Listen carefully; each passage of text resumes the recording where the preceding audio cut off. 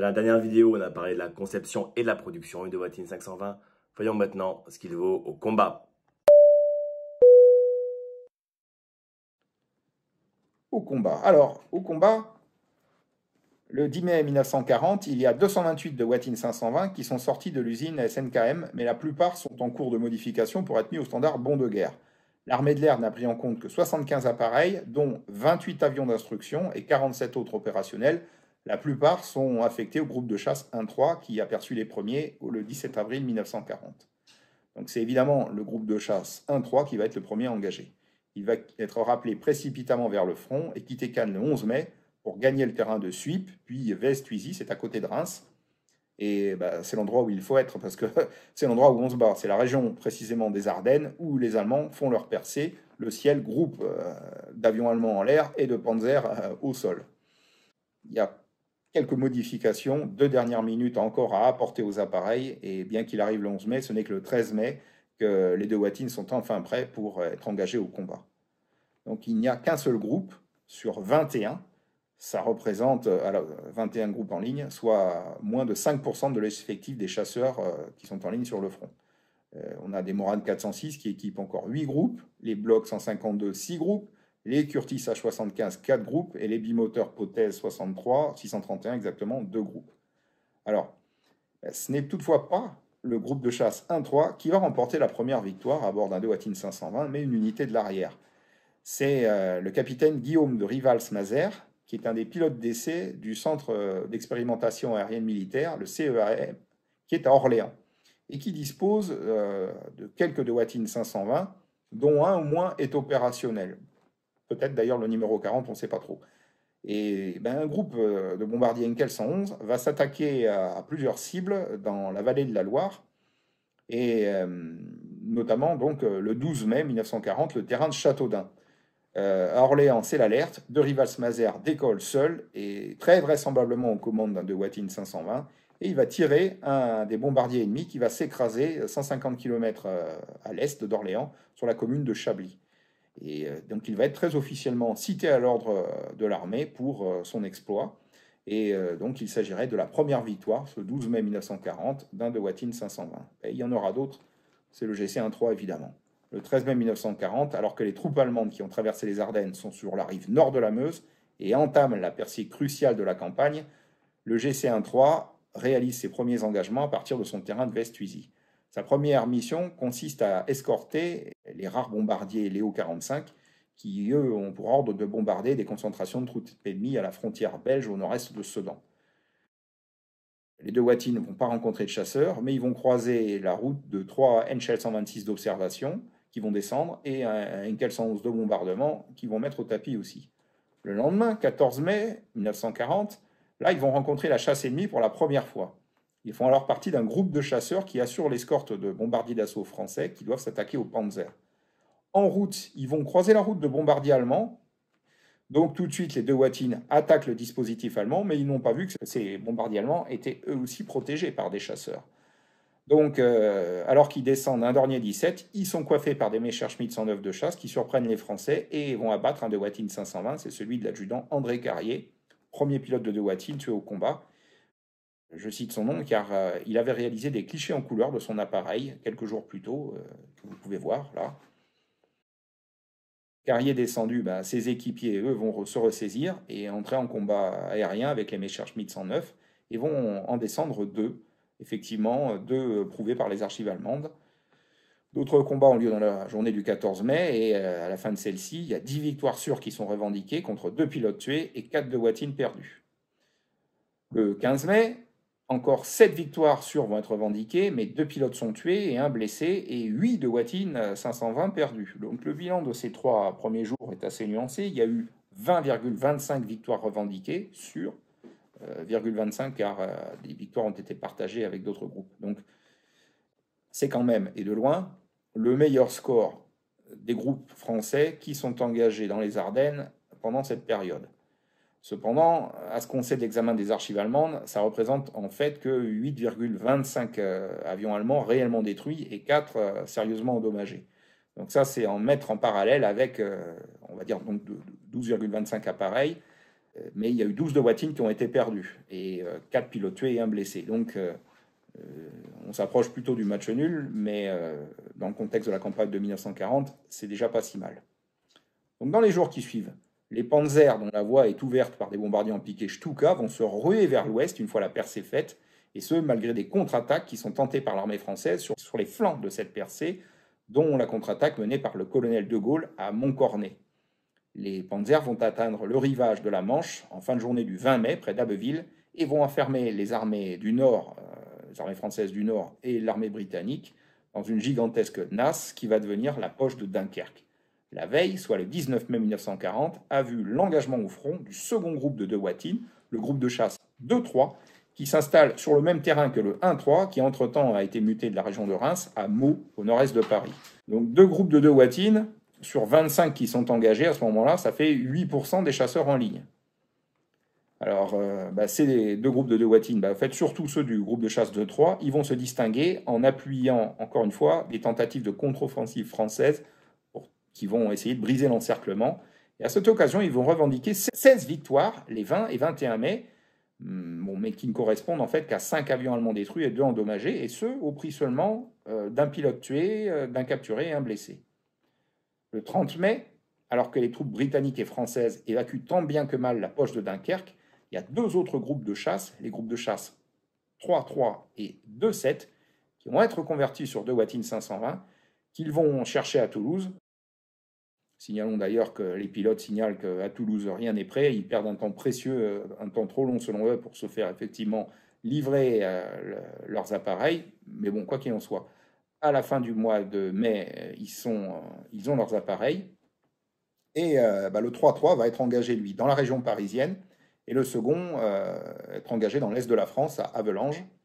1-3, 2-3, 3-3, il y a 3 groupes de Watine pour tenter de faire face au raid majeur, l'opération Paula, que va entreprendre la Luftwaffe le 3 juin 1940 contre la région parisienne, dans le but de détruire au sol l'aviation française. Ce sera un échec, parce que il y aura bien des pertes, mais l'aviation française ne sera pas détruite, loin de là. Mais ce n'est pas un succès français non plus, car cette armée de l'air se montre incapable de s'organiser correctement pour contrer ce raid, alors qu'elle en avait été avertie par le contre-espionnage allié. On est maintenant le 5 juin 1940.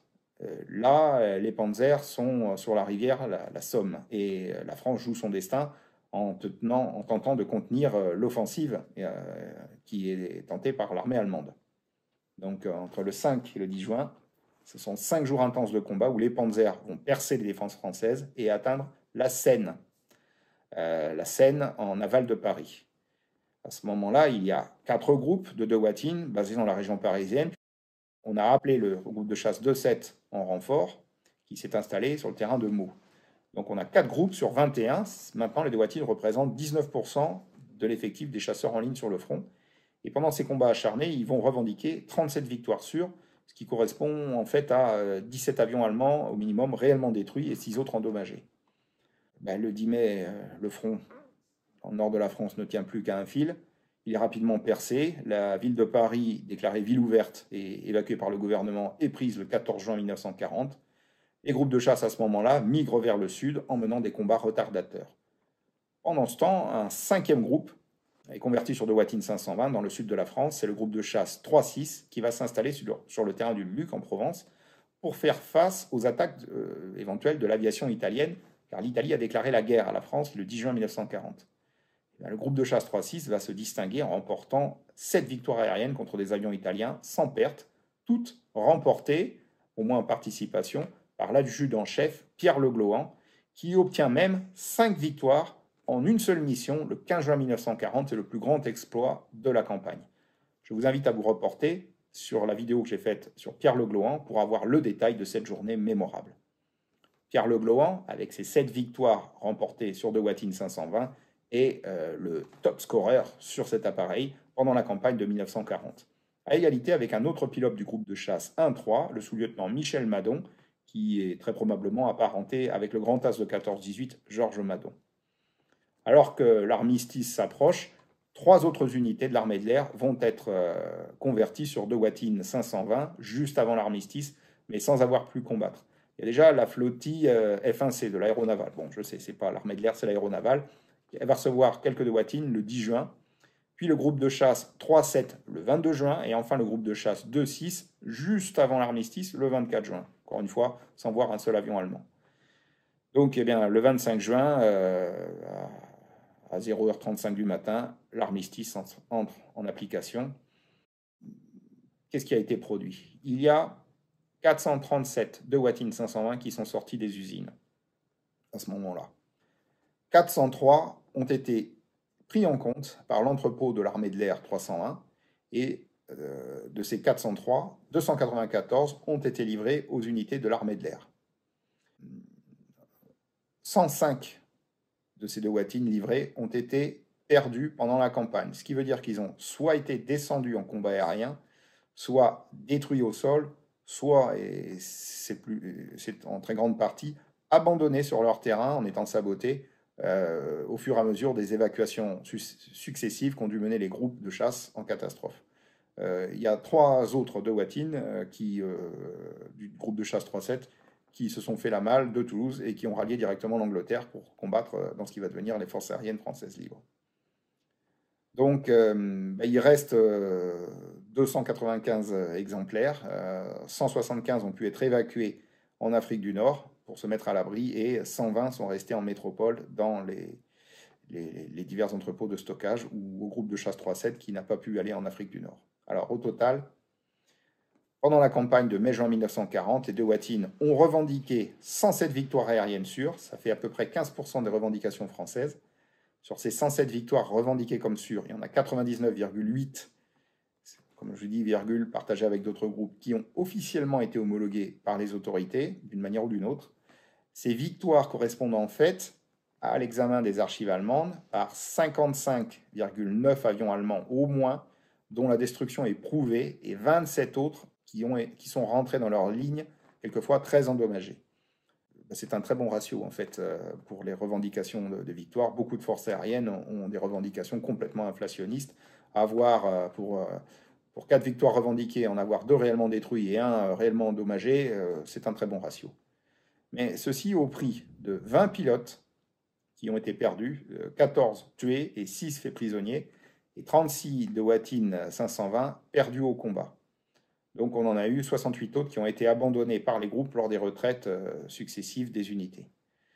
Donc les résultats sont très bons et les pilotes qui ont tous découvert le de Watine 520 après avoir connu le Morane 406 sont assez unanimes à son sujet. Et écoutons-les tout simplement. Commençons par Jacques Lamblin, qui est un as de la campagne de 1940, qui a remporté 8 victoires aériennes sûres, dont 3 sur de Watine 520, et il était, à l'époque, sergent-chef pilote au groupe de chasse 2-7. Mais est-ce que vous avez conscience à ce moment-là de la supériorité finalement aérienne allemande? Est-ce que vous avez... Oui et non. Oui et non. Parce que, attention, nous avions déjà des de Watine 520. Le de Watine 520 nous mettait à égalité avec les autres. Donc, de ce côté-là, on n'avait pas l'impression de supériorité. Alors, il y avait égalité de chance au minimum, seulement chacun de nous en soi-même, en disant je suis bien plus malin, on finit cette partie de guerre avec les 2 Watine 520. Je le répète, c'était des avions absolument extraordinaires. On en faisait ce qu'on voulait, ça se traînait comme une brouette, c'était vraiment comme on voulait.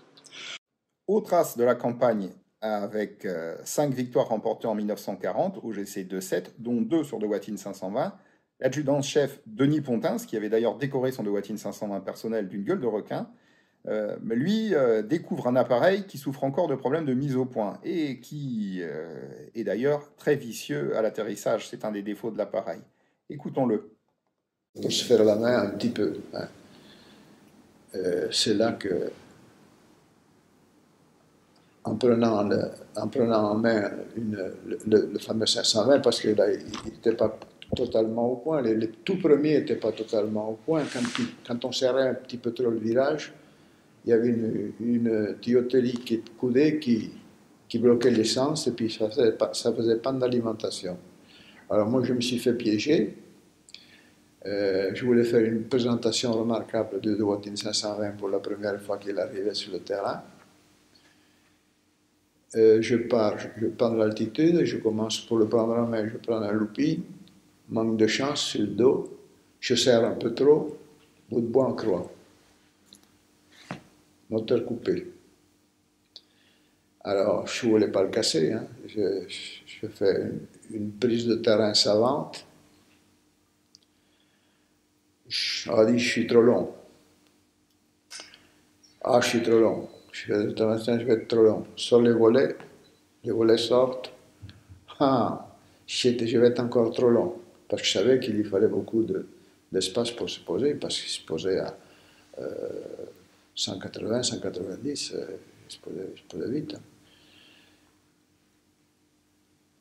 Alors, à la fin, quand je suis arrivé en bord de piste, j'ai dit, je vais être encore trop long, je sors le train. Alors, un Dewoitine avec le train sorti et sans moteur, écrasé, littéralement. Je me suis pulvérisé au sol, coincé dans la cabine. L'escadrille est venue me dégager à la hache, parce que tout était écrasé. Hein. Tombé, il ne s'est pas mis en vrille, il est tombé, je suis tombé à peu près une dizaine de mètres, 10-12 mètres, comme ça, à plat, là. Ça fait mal au rein. Hein. Bon. Et puis après, on a pris cet avion en main, puis on a commencé à, rapidement, 2000 cartouches, c'était pas pareil, hein, des canons, 4 mitrailleuses, c'était formidable. Bon. Mais quand même, on était, vous voyez, on avait rejoint le 109, mais on ne l'avait pas tellement dépassé. Hein. Peut-être un piqué, on l'a dépassé. Et enfin, le sergent Pierre Boileau, également pilote au groupe de chasse 2-7, qui est un as de guerre à 12 victoires aériennes, dont 6 ont été remportées en 39-40, et parmi elles, 2 sur Dewoitine 520. Eh bien, le Dewoitine 520 allait beaucoup plus vite que le Morane 406. Le Morane 406 était crédité d'une vitesse de 450-460 km/h quand il était neuf, mais les nôtres qui avaient passé un hiver entier au mauvais temps des Vosges, à Luxeuil-les-Bains, volaient à peu près à 400 km/h au maximum, pour des tas de raisons techniques assez compliquées. Je pense qu'il sortira un peu du cadre de ce débat. Et le Dewoitine 520, lui, volait réellement à 540 km/h. Ce qui fait qu'on a eu une impression de vitesse. Quand nous avons changé d'avion, nous avons vraiment eu l'impression de piloter un avion beaucoup plus rapide. En outre, il montait beaucoup mieux que le Morane 406, car on pouvait monter plein gaz en utilisant au maximum les chevaux du moteur de l'avion, alors que ce Morane 406, nous ne pouvions pas, pour des raisons de refroidissement moteur. Et le Dewoitine avait une aptitude qui était phénoménale pour l'époque, c'était son accélération en piqué et sa vitesse de piqué. Le Dewoitine laissait littéralement sur place le Messerschmitt 109. Et, alors que c'était l'inverse quand on avait le Morane. Ça nous a permis, cette qualité du Dewoitine, nous a permis de nous tirer de mauvais pas, c'était assez fréquent par la suite, après le 10 mai. Ça nous a permis de nous échapper très facilement, aller reprendre de l'altitude un peu plus loin, revenir. Avec cet avion, on pouvait mener son combat, alors qu'avec un Morane 406, on le subissait. Et le Dewoitine avait une qualité qui était phénoménale, c'était son efficacité au gauchissement. C'est-à-dire la faculté qu'on a d'incliner l'avion pour partir en virage. Le Morane 406 avait de bons ailerons, mais il était quand même assez lent. Il était un peu supérieur au Messerschmitt 109, alors que le Dewoitine, sur ce plan-là, était très très supérieur au Messerschmitt 109. Si bien que dans un combat, le Dewoitine 520 était déjà en train de virer, que le Messerschmitt 109 était toujours en train de s'incliner pour prendre son inclinaison de virage. Et on peut dire, comme l'a écrit un ancien qui était beaucoup plus entraîné sur Dewoitine que moi à cette époque, après j'en ai fait beaucoup, mais c'était trop tard, mais qui s'appelle le général Claus, qui à l'époque était capitaine pendant l'escadrille. Il a écrit dans Icare, le Dewoitine 520 ridiculisait le Messerschmitt 109 en combat. Et c'était vrai.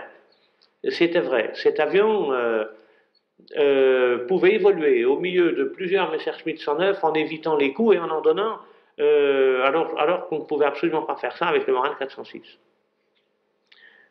Moi, j'ai eu un combat le 5 juin 1940 sur la Somme, où par la suite de péripéties trop longues à vous exposer, je me suis trouvé seul au milieu de 8 Messerschmitt 109, mais engagé dans les conditions normales de vitesse. C'est-à-dire que je n'étais pas pendu à l'hélice, j'allais assez vite eux aussi. Bon, il y a eu un combat tournoyant, s'est engagé. Eh bien, j'ai été très surpris. Un combat tournoyant, ça descend toujours, même encore maintenant. On n'a pas encore de rapport poussée-puissance, je veux dire puissance-poids, de manière générale, ou poussée-poids, suffisant pour qu'un combat reste en altitude ou monte. Ça descend toujours, un combat, parce que dans les virages, on induit une traînée phénoménale au niveau de l'avion, et on perd de l'altitude, on perd de l'énergie totale, donc de l'altitude. Eh bien, je me suis aperçu que je perdais moins d'altitude que les Allemands. Et au bout peut-être ça dure très peu de temps un combat, peut-être au bout de 2 minutes, j'étais au-dessus d'eux. On avait tous perdu de l'altitude, mais je me trouvais au-dessus d'eux. Et ça, c'était une chose qu'on n'avait jamais vue avec le Morane 406. Tous s'accordent à dire que le De Watine était un excellent chasseur, très maniable. C'était le plus rapide des chasseurs français de 1940, avec une vitesse de pointe de 535-540 km/h, mais il volait quand même environ 35 km/h moins vite que le Messerschmitt 109E à basse altitude. Son compresseur lui permettait en revanche de voler plus vite que le Messerschmitt 109E au-dessus de 5000 mètres d'altitude. C'est plus ou moins ce que dit le capitaine Georges Duval, pilote au groupe de chasse 3-3, dont il commandait une des escadrilles, et qui remporta 2 victoires sur le De Watine 520. Il est décédé en 2014, à l'âge de 102 ans. Écoutons-le. Avec ces Morane 406, il était impossible de manœuvrer. Ce qui fait que les groupes qui ont été presque jusqu'à la fin équipés de Morane 406 n'ont pas eu des résultats extraordinaires. Ce n'est qu'avec l'apparition des 2 Watine que, à ce moment-là, on a commencé vraiment à se sentir un petit peu mieux. Parce que, quoi que nous soyons encore à l'époque, certainement moins rapides encore que les Allemands, peut-être un petit peu plus manœuvrables, nous avions quand même la possibilité de combattre pratiquement à armes égales avec les Messerschmitt, mais surtout de pouvoir manœuvrer par rapport aux bombardiers ou aux avions de reconnaissance allemands. Car, pour garder une certaine cohésion, quand on tombait sur un peloton de 6 Dornier, 6 Henkel, on ne pouvait pas s'amuser à aller seul dans ce faisceau de feu absolument extraordinaire. On ne pouvait tirer que de relativement loin, c'est-à-dire entre 200, 300, quelquefois 400 mètres. Notre armement nous permettait de tirer à cette distance-là. Mais l'efficacité maximum est obtenue quand on tire à 50 mètres. Quand on tire à 50 mètres, on voit les impacts, etc. Et pendant toute cette guerre, chaque fois que nous avons été à même de poursuivre des bombardiers ou des avions de reconnaissance allemands, en dehors, évidemment, des Stuka, des Henschel, ou des trucs comme ça, on ne pouvait vraiment pas manœuvrer. Il faut garder toujours une certaine cohésion dans les patrouilles. Et cette cohésion n'est possible que quand on a la vitesse. Transportons-nous maintenant dans le cockpit d'un De Watine 520 en découvrant le récit d'un pilote du groupe de chasse 1-3, le sous-lieutenant Pierre Salva, qui témoigna en ces termes d'un combat aérien survenu le 27 mai 1940 sur son De Watine, où il affronta seul une nuée d'appareils allemands. Je les aperçois de loin, certainement avant qu'eux-mêmes ne m'aient découvert. Il est vrai que je suis tout seul, petit point perdu dans le bleu du ciel, tandis que, ils sont combien diables peuvent-ils être? C'est difficile d'estimer leur nombre. Ils sont encore trop éloignés. En tout cas, ils sont venus en masse. Ils forment un nuage sur l'horizon, un double nuage, plus précisément celui des bombardiers, essaims de gros insectes collés les uns aux autres, et celui des chasseurs, plus petits, plus fins, avec des isolés qui virevoltent un peu à l'écart, sans doute des vigies qui observent le ciel. À en juger par la dimension des formations, il doit bien y avoir une 50aine de bombardiers et l'escorte de chasse doit comporter 20 ou 30 Messerschmitt 110. Nous sommes trop loin de leur base pour qu'il s'agisse de Messerschmitt 109. En tout, une centaine d'appareils ou un peu moins. J'ai beau chercher autour de moi, je suis seul, irrémédiablement seul. J'ai décollé sur alerte du terrain de Meaux. Formation de bombardiers ennemis au nord-ouest de Paris. Envoyé tous les avions disponibles. Tous les avions disponibles, nous n'étions que 2. Les autres étaient en mission ou en train de refaire leur plein d'essence et de munitions.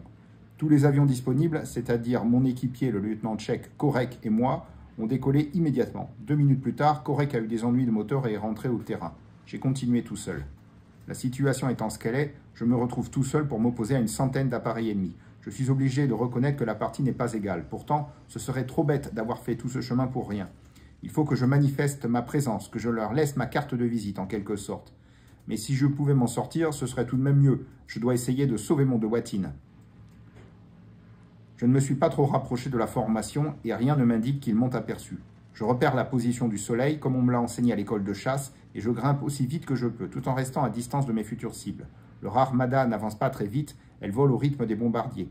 J'ai le temps de la contourner pour me trouver derrière elle. Après quelques minutes de manœuvre, je suis placé dans la position idéale, derrière ma cible, au-dessus d'elle et dans le soleil. Je ne peux pas rêver mieux. Si j'avais une dizaine de copains avec moi, quelle belle corrida ce serait. Je ne sais pas où nous nous trouvons exactement, sans doute quelque part entre Paris et Rouen. Depuis que je les ai aperçus, je n'ai pas pris le temps de regarder où nous allions, j'avais tellement d'autres choses à surveiller, et de toute façon, notre position n'a pas beaucoup d'importance. Je me trouve dans une situation optimale, le moment est venu d'en profiter avant que les Messerschmitt 110 ne m'aient repéré. Je vérifie que tout va bien, mon collimateur fonctionne, mes bretelles de siège sont bien serrées, je vais être obligé d'effectuer des manœuvres brutales qui vont me faire supporter des accélérations de plusieurs G.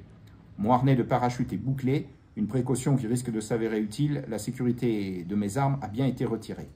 Un coup d'œil à mon altimètre, 4000 mètres, un dernier regard circulaire, je prends une large aspiration d'oxygène puisque j'ai mon masque sur le nez et je pique en poussant mon moteur au maximum. C'est curieux, mais rien ne bouge dans leur formation. Ils ne m'ont toujours pas vu. Les équipiers hauts des patrouilles supérieures ne font pas leur travail de guetteur. Il est vrai que tout est si tranquille et que le ciel est vide d'avions à cocarde, enfin presque vide. Je peux dire que j'ai réussi une surprise totale. Les bombardiers ne resserrent pas à la formation pour concentrer les tirs de leurs mitrailleurs. Les chasseurs poursuivent leur route comme s'ils prenaient part à un défilé. J'hésite un instant à attaquer un chasseur ou un bombardier. Un Messerschmitt 110 serait plus facile à descendre et je dois réussir au premier passage. Je n'aurai pas le loisir d'en effectuer un autre. En revanche, si j'ai la chance de toucher un bombardier, ce serait plus utile. Et puis un bombardier constitue une cible plus grosse. J'opte finalement pour un Dornier 17 et j'en choisis un sur la gauche de la formation. Comme un bolide, je passe au ras de la protection de chasseurs et je poursuis en direction des bombardiers. Instantanément, tout le monde s'agite. J'ai l'impression d'avoir donné un coup de pied dans une fourmilière. Mais je possède l'avantage d'une vitesse très supérieure. Avant qu'il n'ait eu le temps de se lancer, j'arrive sur les bombardiers. J'encadre bien celui que j'ai choisi, je le tire de loin. À la vitesse où j'arrive sur lui, je n'aurai de toute façon que quelques secondes de tir. Je lâche une longue rafale, tandis que ma cible grossit dans mon collimateur. Grossit. Je vois les impacts sur le flanc gauche de son fuselage. Moi qui ne suis pas un excellent tireur, cette fois j'ai mis au but presque toute ma rafale. Pourtant, je suis déçu de ne pas le voir exploser, ni même s'enflammer. Je dégage en ligne droite, en passant juste sous lui, et pendant que j'y suis, j'ajuste la fin de ma rafale sur l'ailier gauche de la patrouille qui vole devant lui. Je le touche, mais moins lourdement que le premier, je n'ai pas eu le temps de bien l'encadrer dans mon collimateur. Je dégage encore en passant juste sous son ventre, et je bascule pour entamer un piqué à la verticale. C'est maintenant le moment de vérité. Cette fois, les Messerschmitt 110 ont réagi. J'ai l'impression de voir toute leur formation me tomber dessus. Pour eux, je suis du gâteau. Un chasseur à cocarde, tout seul, c'est la mêlée. Ils se bousculent pour se trouver au premier rang. En une seconde, tout a changé pour moi. De chasseur, je suis devenu gibier. Je ne pense pas que ce soit utile de faire face. Je n'aurai même pas le temps d'en ajuster un. Il ne me reste plus qu'à tenter de sauver mon avion. Je plonge plein moteur, pratiquement à la verticale. Le grondement de mon hispano devient une espèce de hurlement de plus en plus aigu. Mes oreilles sont un peu protégées par mon casque, mais pour ceux qui m'entendent du sol, ce hurlement doit percer les tympans sur plusieurs kilomètres à la ronde. Quant aux ultrasons, je suis en train d'en encaisser une sérieuse quantité. Je plonge quelques secondes, puis je tourne la tête. Derrière moi, la meute s'est éclaircie. Je ne vois plus que 4 Messerschmitt 110, de front, lancés eux aussi dans un fantastique piqué. Ils ne semblent pas s'être rapprochés de moi, au contraire. Ils me paraissent se trouver à 300 ou 400 mètres, pratiquement hors de portée de tir. En tout cas, je ne vois passer aucune traçante. Mon de Watine se comporte parfaitement. Le moteur hurle comme s'il souffrait à mort, mais il tient bon. L'avion vibre à peine. Il descend tout droit sans essayer de se mettre en vrille ni de me jouer un mauvais tour. J'ai commencé mon piqué vers 3500 mètres. À 2000 mètres, je me retourne une seconde fois. Les Messerschmitt 110 ne sont plus là. Je ne sais pas si je les ai distancés en vitesse pure ou s'ils ont abandonné la poursuite pour ne pas imposer à leurs appareils des efforts qu'ils n'auraient pas supportés en risquant ainsi de se briser en vol. En tout cas, ils n'ont pas insisté. J'ignore à quelle vitesse je descends. À aucun moment, je n'ai songé à regarder mon indicateur de vitesse. C'est bête, j'ai regardé plusieurs fois mon altimètre. Les deux cadrans sont voisins, j'aurais aussi bien pu jeter un coup d'œil global, mais l'idée ne m'en est pas venue. Je le regretterais, j'aurais aimé connaître ma vitesse. À en juger par la stridence de mon moteur et les réactions de mon avion, j'ai dû dépasser de beaucoup les 600 à l'heure. Peut-être ai-je atteint les 700, peut-être plus. Bien que je ne vois plus les 110 derrière moi, je prolonge mon piquet jusqu'à 1500 mètres par sécurité. Ensuite, j'entreprends de redresser, la terre commence à se rapprocher. Je réduis mon moteur et je tâte les commandes. L'effet du couple de renversement de l'hélice cesse brutalement et l'avion réagit aussi brutalement. Il veut absolument tourner dans l'autre sens. Durant quelques secondes, je dois me battre pour l'empêcher de partir en vrille, mais docilement, il se remet en ligne. Je suis toujours en piqué. Quand je commence à tirer avec précaution sur le manche pour redresser mon piquet, tout se passe bien, les commandes répondent, l'avion obéit. C'est pour moi que les choses se passent moins bien. À la vitesse où je marche, la force centrifuge est terrible. En un instant, je suis soumis à je ne sais combien de G. Instinctivement, je pousse un peu le manche pour me soulager. Mais le sol se rapproche. Je tombe comme un météore. Je dois tirer à nouveau sur le manche, serrer ma ressource. Il le faut ou je n'arriverai pas à me mettre en palier avant le sol. Doucement, je refais ma manœuvre et le voile noir me bouche les yeux. Je repousse un peu le manche, le voile noir disparaît, mais la terre est là, tout près. Elle se rapproche encore à une vitesse infernale. Je dois tirer sur le manche comme une brute. Tant pis pour le voile noir, tant pis pour la force centrifuge qui me colle à mon siège, m'enfonce la tête dans les épaules. Je pèse 100 kg, 200 kg, 1 tonne, je ne sais plus. Une série de claquements secs. Le train sort avec une violence inouïe, secoue l'avion en se verrouillant en position basse. Les volets en font autant et le De Watine freiné en survitesse danse sans trop savoir ce qu'il veut faire. Je me cramponne aux manches, le voile noir est total, je suis écrasé sur mon siège. Mais je sens que mon De Watine se redresse, passe en palier, puis en légère ascension. La vue me revient, j'aperçois en dessous de moi, pas très loin, les arbres que j'ai dû frôler sans même les voir. Ma vitesse diminue, je pousse légèrement sur le manche et je me retrouve en palier. Je pousse la manette des gaz, le moteur se remet à son régime normal, comme s'il n'avait pas souffert d'un violent accès de fièvre. Les commandes répondent. Tout est normal, sauf que le train et les volets sont sortis et que le pas variable de mon hélice n'est plus variable, que mes armes ne fonctionnent plus et sans doute mes freins ne fonctionneront pas quand j'en aurai besoin. Le circuit d'air comprimé a claqué, probablement sous l'effet d'une force centrifuge qui a arraché une tuyauterie et tout ce qui en dépend est hors d'usage. Mais ma cellule et la voilure ont résisté. Le moteur, malgré la survitesse que je lui ai imposée, ne semble pas avoir subi de dégâts. Je ne crois pas que les pilotes d'essai aient soumis le De Watine à torture pareille à celle que je lui ai infligée. S'ils l'avaient fait, le résultat aurait été sans doute le même et ils auraient constaté la fragilité des tuyauteries d'air comprimées. Ces tuyauteries auraient été changées ou renforcées. Une chose est certaine, cellules et voilures sont assez robustes pour supporter les efforts autrement durs que ceux que leur impose le moteur Hispano de 900 chevaux. On regrettera plus tard que la débâcle de juin 40 ait mis fin à la carrière du De Watine. Il aurait évolué au fil du temps, comme ses homologues, le Messerschmitt 109 ou le Spitfire. Comme eux, il aurait été équipé de moteurs de plus en plus puissants qu'il aurait parfaitement supportés. À quelle vitesse aurait-il pu atteindre avec le Merlin de 1800 chevaux qui équipait le Spitfire à la fin des hostilités? Après avoir repris le contrôle de mon avion, je regagne le terrain où je me pose sans encombre malgré la défaillance de mes freins. Je ne peux pas jurer que j'ai descendu un Dornier 17 au cours de mon bref accrochage avec la formation ennemie.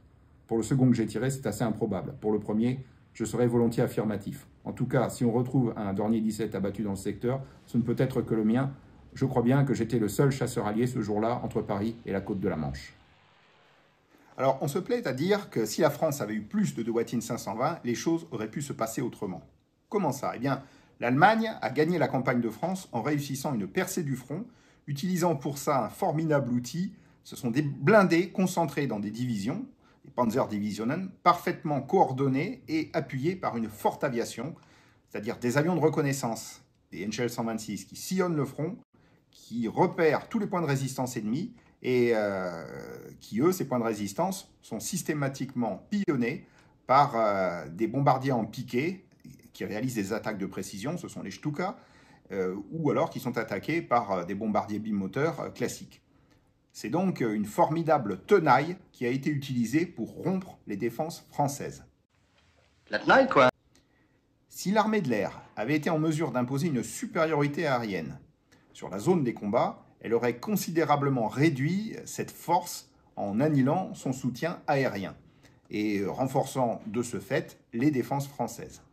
De plus, les quelques bombardiers français, voire même les chasseurs, auraient pu efficacement détruire les colonnes de ravitaillement de ces panzers en les bombardant ou les mitraillant.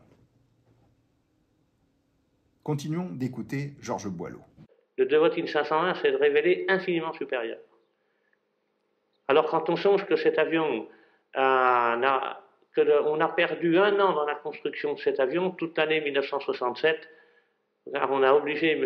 Dewoittin à fabriquer les Morane 406, on peut rêver, voyez-vous, à ce qu'on aurait pu faire si on avait eu le Dewoittin 520 à la place du Morane. Et on aurait pu l'avoir.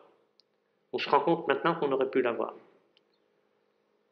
Le Dewoittin 520 fait son premier vol en octobre 1938, après que le bureau d'études soit resté pratiquement 1 an sans travailler sur l'avion. Et autrement dit, l'avion aurait pu faire son premier vol fin 67, c'est-à-dire qu'on aurait pu, voyez-vous, gagner au moins une dizaine de mois, et 10 mois de production de Dewoittin 520 à 150 avions par mois, c'était la cadence au moment de la cessation des hostilités. Vous voyez, c'est un calcul élémentaire, on aurait pu être équipé de Dewoittin 520 au lieu du Morane. Comme il utilisait pratiquement le même moteur, avec un autre compresseur, que rien ne s'opposait que ce qu'on construise, la chasse française aurait pu être équipée de cet avion, au lieu d'avoir cet avion nettement insuffisant qui était le Morane 406.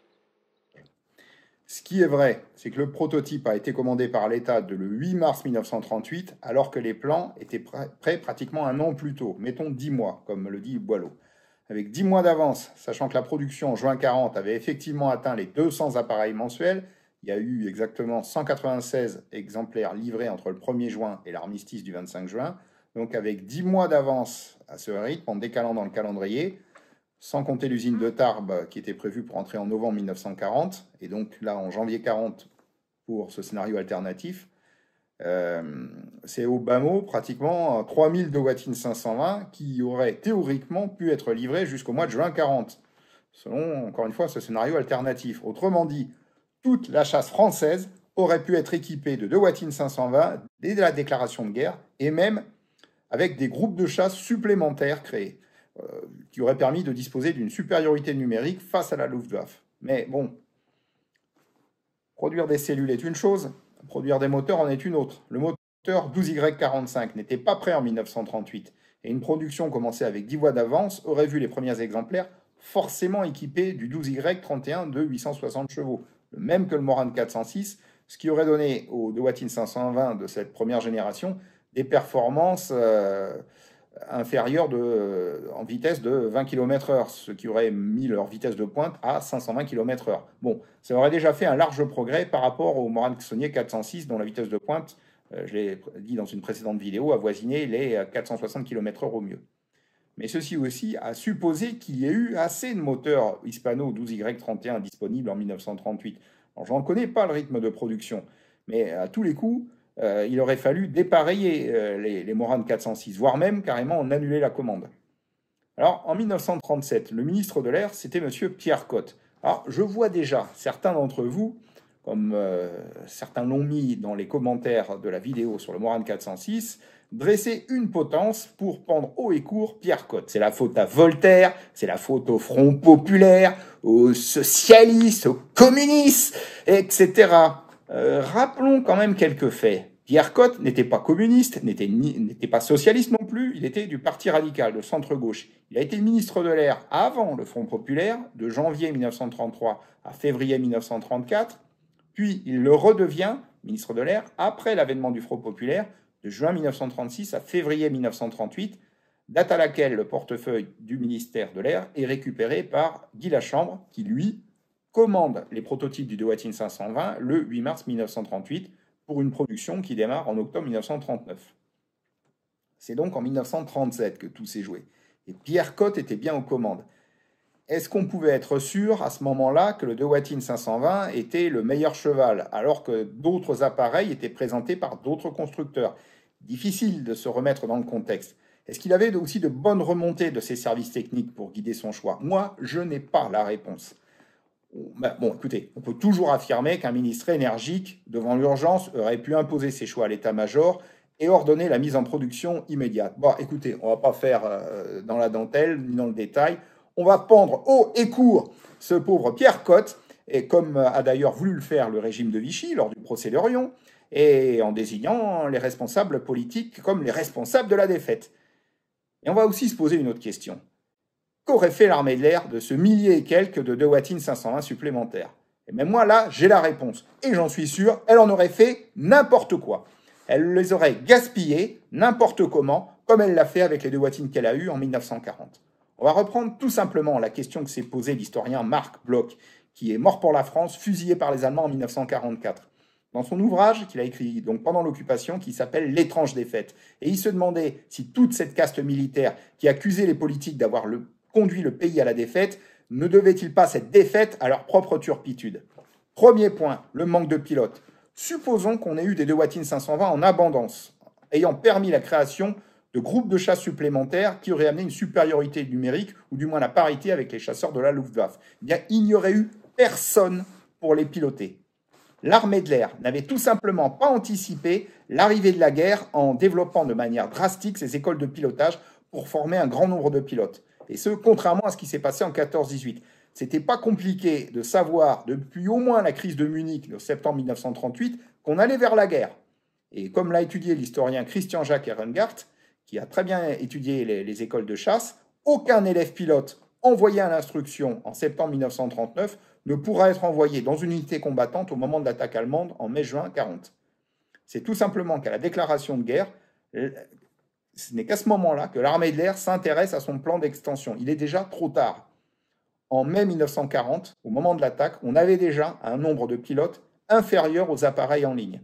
Ce même Christian-Jacques Ehrengardt a remarqué que le 10 mai 1940, il y avait 395 pilotes de chasse pour piloter 511 monoplaces disponibles dans la zone des armées du Nord et de l'Est. Maintenant, le deuxième point, l'emploi stratégique des chasseurs. Alors, conséquence de la tutelle qu'a l'armée de terre sur l'armée de l'air, l'armée de l'air en 1940, elle a complètement méconnu le principe de concentration des moyens. C'est quoi? Tout simplement, on met le paquet à l'endroit le plus sensible du front, à l'endroit où tout se joue. L'armée de l'air s'était organisée en 4 zones aériennes, la ZOAN, ZOAE, ZOS, ZOAA, pour le nord, l'est, le sud, les Alpes. Chacune était dotée de son aviation et de son petit état-major. Et évidemment, quand la ZOAN elle a reçu l'attaque allemande, il a fallu un certain temps pour que la ZOAE consente à prêter quelques-uns de ses moyens à la ZOAN. Donc, sans parler qu'à l'intérieur de ces zones, il y avait aussi des groupements avec leur propre état-major, source de pesanteur administrative supplémentaire et de retard dans l'exécution des ordres. Cette organisation toute bureaucratique est une des causes du fiasco même de l'opération Tapir du 3 juin 1940. C'est l'opération Tapir, c'est le pendant de l'opération Paula. On sait que les Allemands vont attaquer la région parisienne, donc on organise tout. La Tour Eiffel devra émettre un message disant exécuter opération Tapir. Tous les groupes devront décoller et intercepter les bombardiers allemands. Eh bien, l'armée de l'air va s'en montrer complètement incapable. Tout simplement, les groupes de chasse autour de la capitale sont divisés en 3 groupements. Chacun va réagir différemment. Pour vous dire à quel degré d'aveugle peut être l'état-major, il ignore tout simplement des 3 groupes de Dewatyn 520. Le groupe de chasse 2-3 et le groupe de chasse 3-3 ne vont recevoir aucun ordre pendant l'opération et découvrir l'attaque allemande au moment où les bombes vont tomber sur leur terrain. Bon, enfin, c'était pas bien compliqué de mettre une grosse force aérienne de chasse et toute l'aviation de bombardement sous les ordres d'un commandement unique. On l'avait fait tout simplement en 1918. Le général Maurice Duval, qui était le chef de l'aéronautique militaire auprès du grand quartier général depuis l'été 1917, avait organisé en 1918 la division aérienne qui regroupait absolument toute l'aviation de bombardement française et la moitié, voire même les 2 tiers des escadrilles de chasse. Et cette formidable armada aérienne qu'il commandait directement, elle bougeait sur un claquement de ses doigts dans une des zones du front qu'il désignait, et le faisait dans la journée même.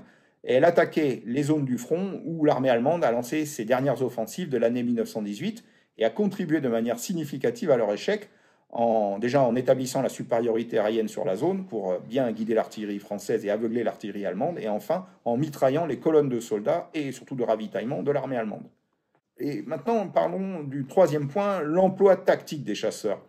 L'état-major de l'armée de l'air n'a pas vraiment conscience qu'un avion de chasse n'est jamais aussi efficace que quand il est employé en chasse libre, où il peut voler à haute altitude, puis fondre sur un ennemi qu'il repère afin d'engager le combat dans des meilleures conditions. Les Allemands le faisaient en 1940, pas les avions français. Les chasseurs français avaient l'ordre de défendre une zone ou d'escorter de ces bombardiers. De ce fait, les Dewatyn se sont souvent fait coffrer par des Messerschmitt 109E dans des conditions défavorables. Quand on regarde les statistiques des combats entre ces deux chasseurs, il y a 25 Bf-109E qui ont été revendiqués comme sûrs par les pilotes de Dewatyn 520. Quand on regarde dans les archives allemandes, on se rend compte que ça fait seulement 16 Messerschmitt 109 détruits. Par contre, il y a bien eu 29 Dewatyn 520 qui ont été descendus par des Messerschmitt 109 en combat aérien, occasionnant la perte de 11 pilotes tués, 2 capturés, 9 blessés et 7 parachutés indemnes. Bon, on pourrait encore dire bien des choses sur l'indiscipline en vol des pilotes de certains groupes, le fait de ne pas attaquer les terrains d'opération ennemis pour tenter de le détruire au sol, ce que faisaient les Allemands. Le groupe de chasse 1-3 a été bombardé pas moins de 4 fois pendant la campagne de 1940, quand il était sur Dewatyn. Ne parlons même pas du faible rendement des pilotes français qui effectuent moins de missions que les aviateurs allemands. Ne parlons même pas de l'absence ou des très mauvaises communications radio et plus généralement la faiblesse des transmissions. Recentrons-nous sur le Dewatyn 520. Le fait d'avoir eu plus de Dewatyn 520 au 10 mai 1940 n'aurait sans doute pas changé grand-chose à la défaite française, tout juste aurait permis d'infliger un peu plus de pertes à l'ennemi. Alors, il est tard, arrêtons-nous là. Je parlerai dans une autre vidéo de l'histoire du Dewatyn 520 après l'armistice et je répondrai à la question: est-ce que le Dewatyn a finalement plus servi l'effort de guerre de l'Axe que celui des Alliés? Nous le verrons. Alors, je voudrais conclure cette vidéo par une courte bibliographie. Le meilleur historien de la campagne de l'armée de l'air en mai-juin 1940 a sans nul doute été Christian-Jacques Ehrengardt, qui est décédé en 2018. Il en a analysé absolument tous les aspects dans de multiples articles qui sont parus dans sa revue intitulée Aérojournal.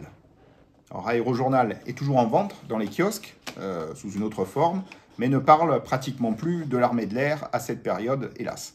On peut trouver d'occasion des anciens numéros de la revue Aérojournal, et si vous êtes perspicace et chanceux, vous pourrez peut-être trouver ce hors-série numéro 8 qu'il a écrit sur le Dewatyn 520 et qui contient la meilleure histoire opérationnelle du Dewatyn, contenant en quelque sorte un journal de marche de chaque groupe équipé de Dewatyn pendant la campagne de 1940. C'est beaucoup plus détaillé sur ce point par rapport à l'étude qui a été faite par Raymond Danel et Jean Cuny et dont j'ai parlé la dernière fois. Et je vous rappelle enfin le livre de Pierre Salvat, Le temps des cocardes, dont j'ai cité un extrait. Il est paru aux éditions du Panthéon en 1998. Pierre Salvat, après la guerre, est devenu un scénariste et un auteur de romans policiers. Il a rédigé cet ouvrage témoignage qui est paru en 1998, un an après sa mort, dans lequel il a raconté tous ses combats sur Dewatyn 520 et constitue, à ma connaissance du moins, le seul témoignage de ce genre sur le Dewatyn. Vous trouverez quelques autres de ces témoignages dans les anciens numéros de la revue Icare, qui a pris le soin d'interroger à l'époque beaucoup de pilotes de la campagne de 1940, dont certains étaient sur Dewatyn 520.